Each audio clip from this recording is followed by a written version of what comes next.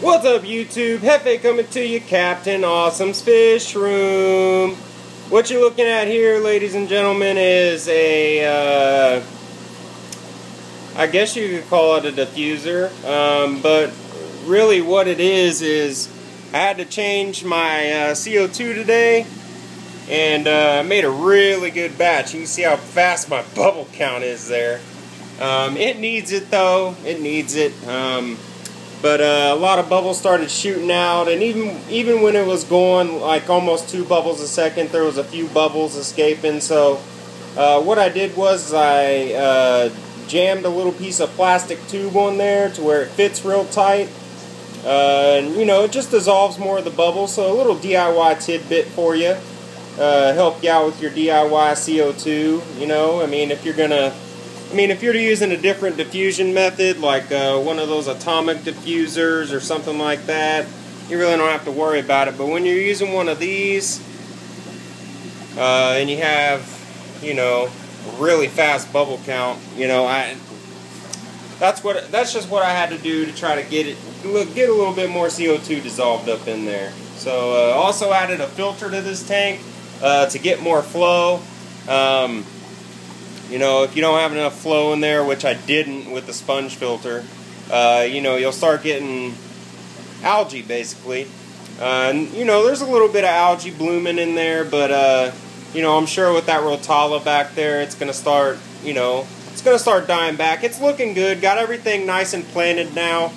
Well, you know, I got it planted in pots so far, and basically what I'm going to do is grow it out, and then either one of the 50s that I have or one of the 55s, I'm going to make a, you know, a real nice planted tank. I'm going to do the, you know, pressurized CO2 and junk like that. Get some really good lights and stuff. But I'm still doing research on that because, guys, back when I first got into plants, you know, I mean, pressurized CO2 was like, you know, I mean, it was like expensive back then, and these high lighting systems didn't really have that kind of stuff, you know. But anyways, I'll be taking the algae scrubber down. I have different plans for this tank. I'm going to be doing a lot of rearranging, you know, kind of getting everything together, ready for moving down to the fish room. You can see that big old swarm of fry I got in there. I have decided that I am getting rid of my Jaguars. I'm going to free up this 120. I may keep, you know, 6 to 10 of the fry.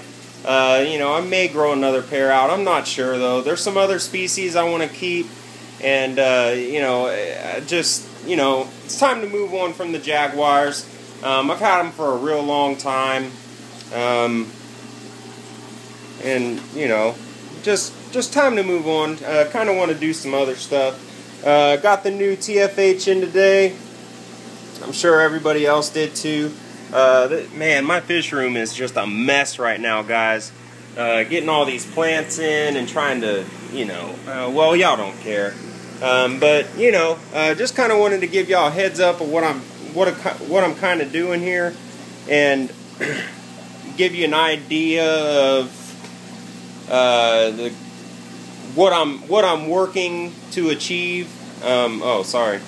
But yeah, guys, and tomorrow is Tuesday Tidbit. It's going to be a good one, guys. You know, I'm going to be going over water changes, some do's, some don'ts, some things to make your life easier and stuff like that. So it's going to be a good watch. And what else did I have? Taking down the algae scrubber. Yeah. So that's it for today's video, guys. I just wanted to kind of give y'all a heads up. You know, kind of a small update. You know, of course, I always want to show Big Rig, my little glass banging dovey. Look at him, man. Look at that fish. Goodness gracious, beautiful fish.